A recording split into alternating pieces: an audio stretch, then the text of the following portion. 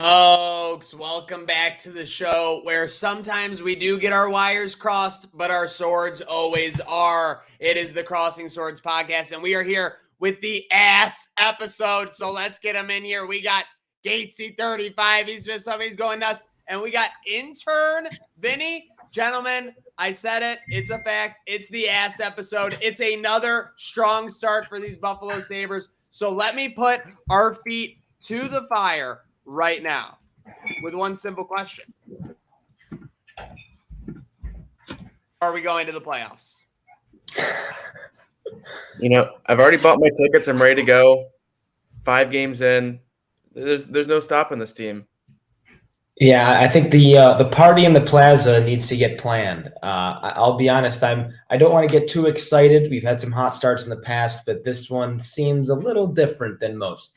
Can't quite put my finger on why yet. Seriously, there is seem a vibe that's a little bit different than those 2018, 2019 starts where you kind of knew they were getting a little lucky out of their butt, but now they're making things happen. They're getting blowout wins. They haven't needed any overtime.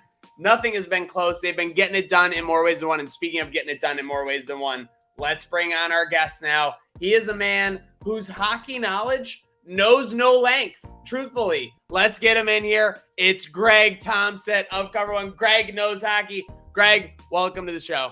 What's going on, guys? It's surreal to be on a hockey show right now. I'm looking forward to it. Well, hey, it's a kudos to your obviously dedication to the sport. And let's start right a couple games ago with where you were. Let's see.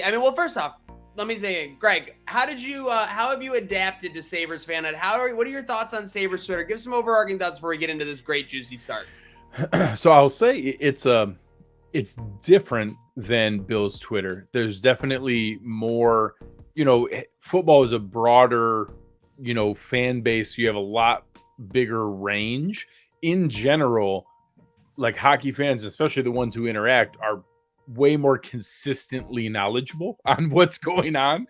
So obviously I lean into it, and I maybe know a little bit more than I let on Twitter, but like most of it's pretty genuine. Like I'm asking real questions. Like when I'm asking like, oh, what does it mean when they're saying at the point? Like I didn't know what that meant. Like I hear them say at the slot, and I like people give me references. I'm like, oh, okay, that makes sense. I see like almost like the paint or the top of the key in basketball and things like that.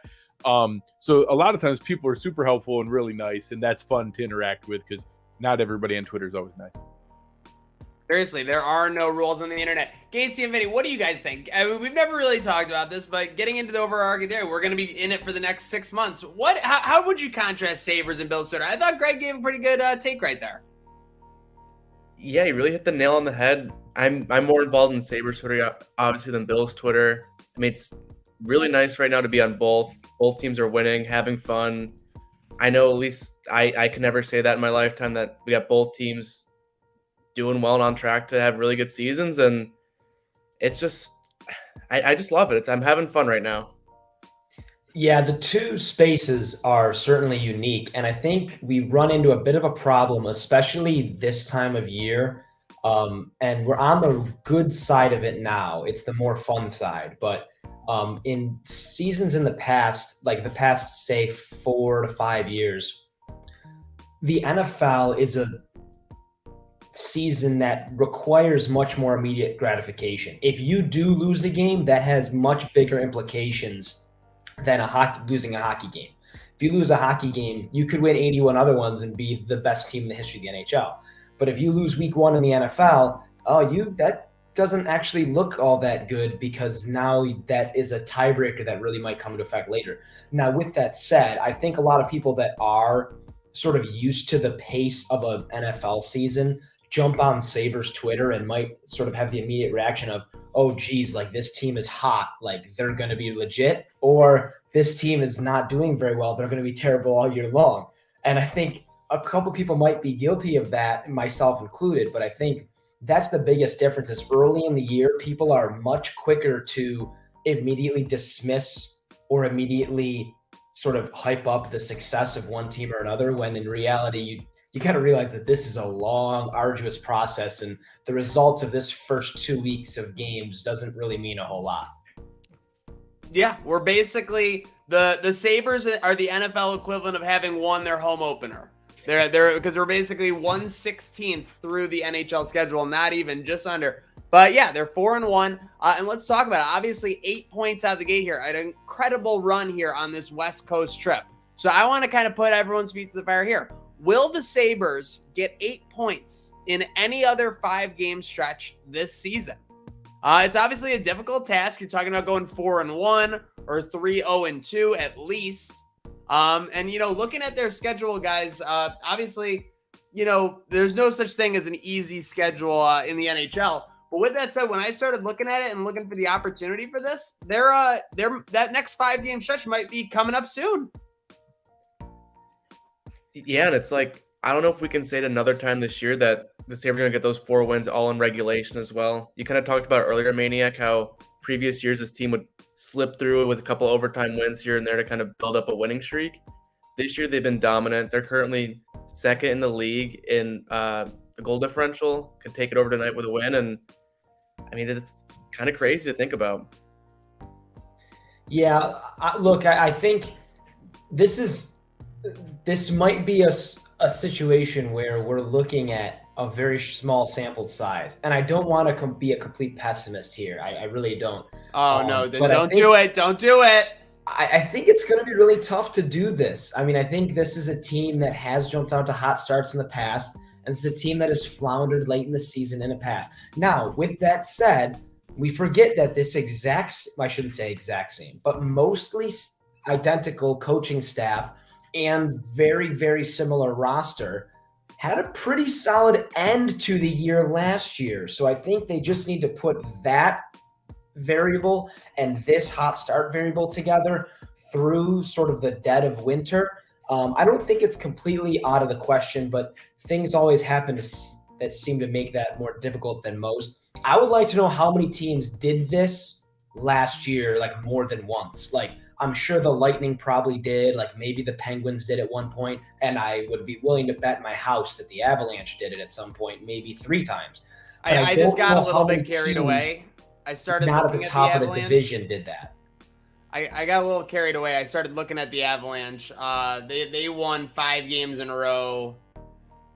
They won 4 games in a row at least 6 times last year. 7 times last year, it looks like. So, yeah, I mean, obviously not a fair comparison, but right. Yeah, it can be done if you get high. But, Greg, we're talking about the hype. We're talking about getting a little bit overwhelmed. Cool us down here. Are these workman-like wins? I mean, they're all by 2 or more goals. I mean, so clearly they're not just skeeting by in overtime and 1-goal wins.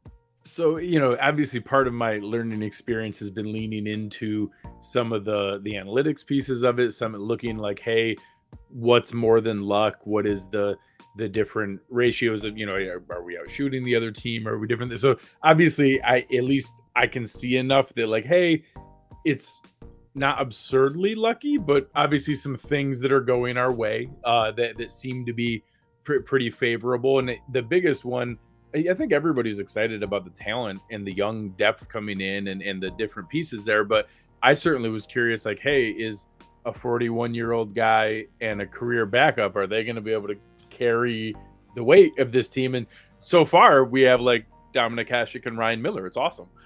So if they can just kind of keep that rolling and just keep playing like that, this would be great. I have a feeling that the numbers say that may not continue. So we'll see where that goes. But obviously right now they're doing a great job. And if you have, more talent in front of them, better defense in front of them, more aggressive play in front of them, it's easier to be a goalie. So hopefully that can continue. Maybe not quite as awesome, but in that direction. Greg, you been to any shows that keep? Oh no! Oh dear, the territory right now. Well, I'm pretty sure he was going. I even prepared coming in beforehand. I'll fill in. I didn't get the answer on the 8 points in 5 games. I even played around with the schedule to look, and every time it was like, okay, when do they play, Arizona? When do they play like Anaheim? Where do they play some of the teams that are really struggling? Every single time it's like one of those, but then also Vegas or also Dallas or also Boston and or back to back against Pittsburgh. I was like, oh, that doesn't look like 4 in a row. So every time they got close, it was something else sketchy going on to be able to pack it together. But Zach, It's very possible. This next 5-game stretch is probably the easiest in the entire remaining schedule. You do have Seattle again. You're at the end of a West Coast road trip. That's not easy. But you're coming home to Montreal, Chicago, Detroit. You have to think with the strong start, the Sabres will be at least money line, a little bit favorite there. And then obviously you're facing off against Pittsburgh. Never an easy matchup, but you'll be at home. So what do you got a thought, Vinny? Yeah, I feel like the Sabres always play well against Pittsburgh. They do play well, except for Crosby. Well, fair. I mean, but I think in general, like even if Seattle doesn't happen, I think that 5-game stretch before Carolina is realistic too. So we don't have to give up hope if from 10 a.m. to 12:30 a.m. tonight into tomorrow doesn't go the way we'd like. Hey, speaking of things going the way you like, how about things going the way you like for this special fan who was brought into the locker room the other night, Greg? So obviously with a tweet like that, I got a lot of mixed, but like most people picked up on the fact that I was kidding, that even I know who Ryan Miller is and that even I'm aware of it. But I thought it was funny to tweet it out that it was really cool. They let this fan come in and meet some professional athletes. And not for nothing. I mean, you look at some of these other guys. I mean, obviously Tuck was the most genuine reaction you've ever seen, but you got Middlestat. You got some of these guys, Paterka, who are just like, do they even know who Ryan Miller is? Like they could literally think that he is just a fan. I mean, I thought it was beyond. Well, and some hockey guys, like it's hard to know because it's not like the, basketball players always stick out. A lot of football players are like big hulking guys. Yeah. Like, plenty of hockey, players look like a professional athlete, but like some guys, it's hard to tell. Like you wouldn't immediately say like, oh, that's definitely a guy who is a professional athlete. So especially once you get out of your career, like, a lot of guys thin down and are much more fit in that point. Plus, after game 2, there's a lot of guys in that locker room in suits.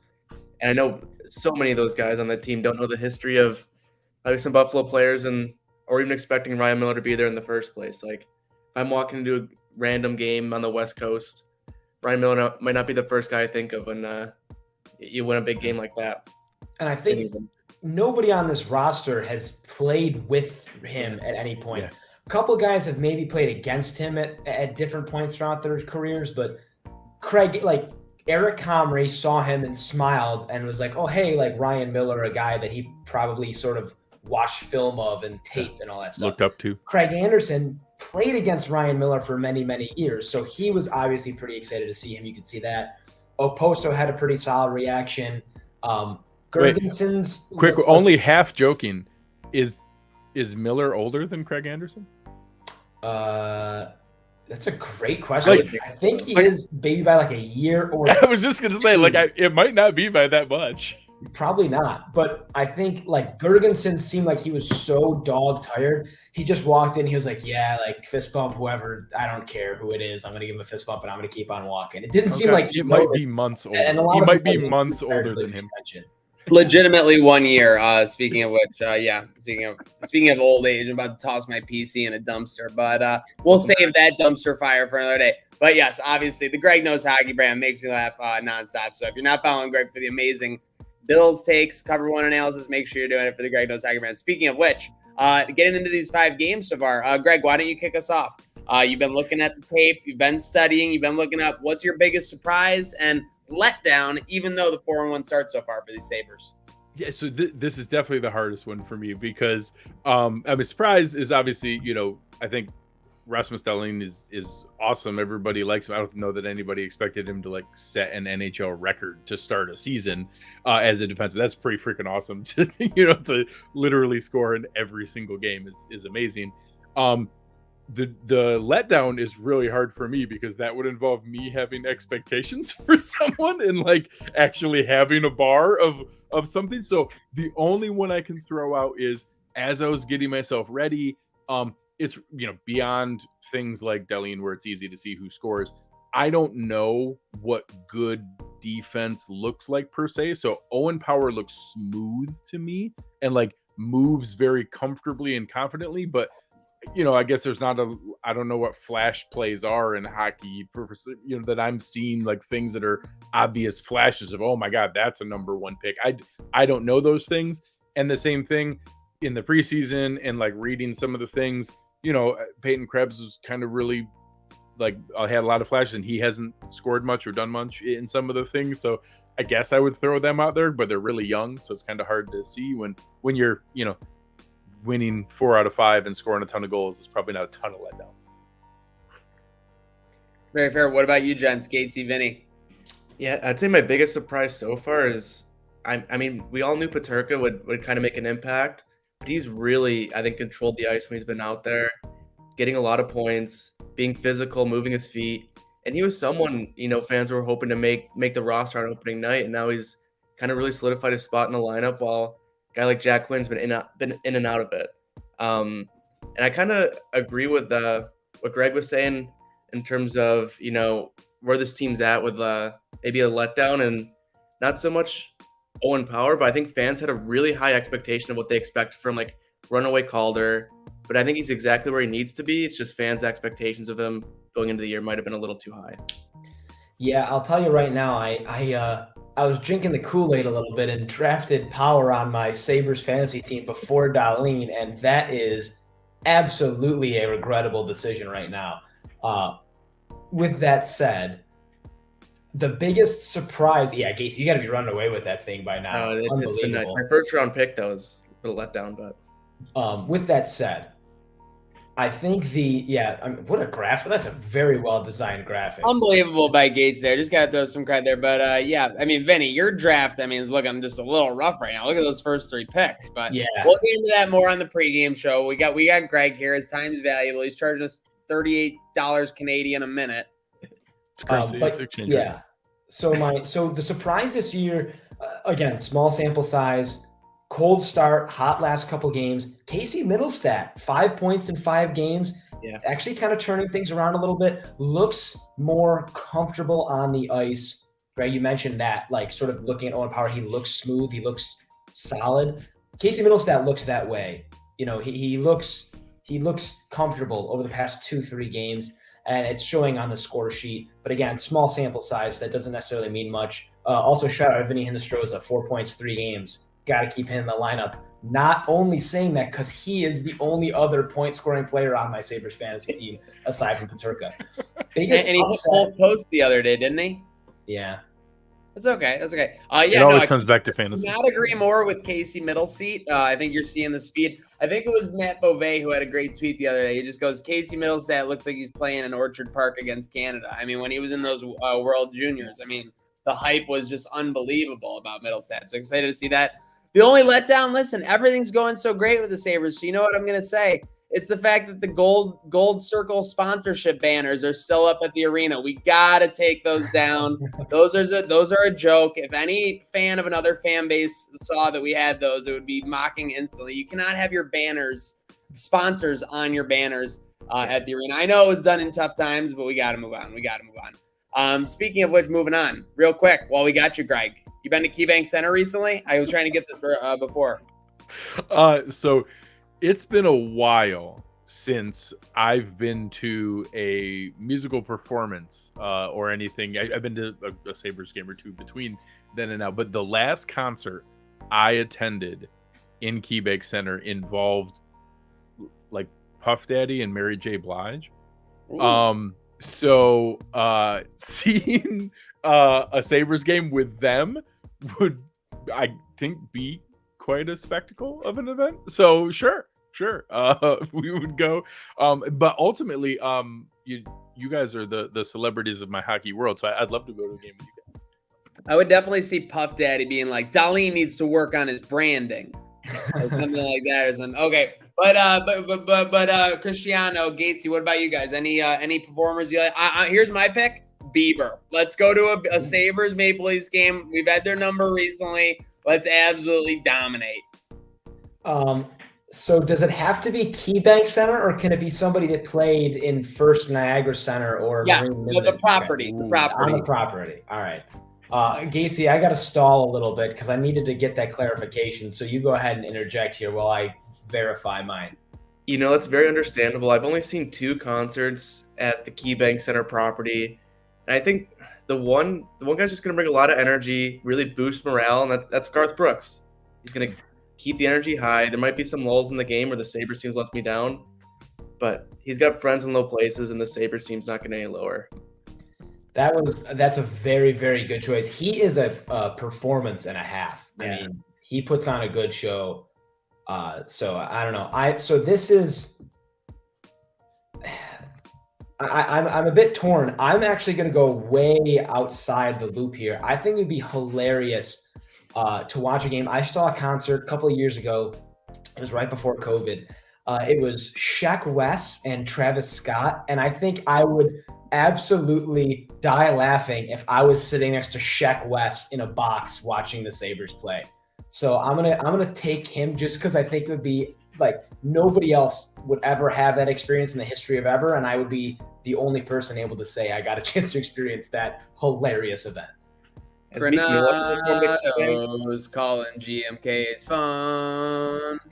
I'm switching my pick at the last second. I'm going with Rihanna to a Sabres game. And it's not because of this great tweet by John Vogel 7 years ago that the Sabres arena smells like a mix of a brewery and a cannabis. I mean, what's wrong with that? I mean, you see that tweet in 2016. Tell me, go around to a business now in 2022 and tell me that's not half of them. Yeah. So, let's see. We were just looking. So Rihanna was looking into the future. And speaking of looking into the future, as we wind down here on episode 3, the ass episode of Crossing Swords podcast, a huge shout out to GREGTOMPSETT for coming on. With that said, one key for Sabres between now and January 1st, basically a 66-day period. Order 66. No, we will be keeping all the Jedi alive. With that said, what is the key for the Sabres between now and January 1st? Let's start out with Gatesy. I think that the biggest thing for this team, the reason they've been so hot so far, is their hot goaltending. We know it's not going to stay the entire season, but if they can keep it at a consistent level, keep the guys in, keep them healthy. I talked about it last night. It's just, that's a big backbone to this team. And when you're down early in games because you can't get a save, that you're not giving yourself a good chance to win night in and night out. Yeah, I think. Wow, that was the most emotional I've ever heard, intern Vinny, and it was just an acknowledgement of Gatesy. This is the kind of shit you're getting on Crossing Swords. Yeah, look, I think I hate to just piggyback, but Gatesy, if I am going to ride anybody to success, Gatesy, his coattails are very, very prime for success. I mean, look at that graphic earlier. That was fantastic. And the point he just made, same thing. Look, goaltending really has to be the key. I mean, it's very similar to it's similar to quarterback play in the NFL. Like, they are the backbone of your roster. I mean, there's a reason that you rely on them for so much. Goalies touch the puck in a game more than anybody else does. So that really is what it boils down to. If we're playing, Malcolm Subban and Dustin Tokarski in January for the entire month again, I just don't know if we're going to be able to get 8 points in 5 games. I'll be lucky if we get 5 points in 18 games. So that's what concerns me, is being able to see our starting goalies start games consistently. With that said, I think we need to add a unique point, if I may, just so I'm not coattailing Gatesy completely. Our scorers need to keep scoring. Jeff Skinner needs to score goals. All right, John Madden. I think we need to score more goals than the other team. Yeah. But I get what you're saying, balance. Yeah. Tuck and, you've seen them, Tuck carrying it so far. You're going to need Thompson. You're going to need the Skinners over these next, 6 We games. can't afford long droughts from these. They can't go 10 games without getting a point. We can't afford that.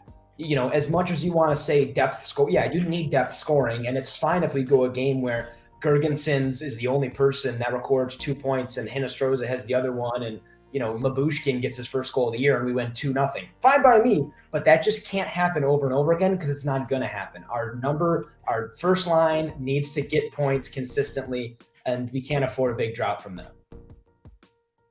Yeah, I mean, the guys obviously made fantastic points, and I would have leaned into the goaltending piece of it, but I'll add the depth that, so talking about that piece of it, whenever guys would go out before and you were bringing guys up or having people play that normally didn't get a lot of minutes, it was like fringe, NHL talent. It was fringe guys who wouldn't have made many other rosters. Now that depth are guys that are not only NHL caliber, but are maybe future pillars and future major players on the team.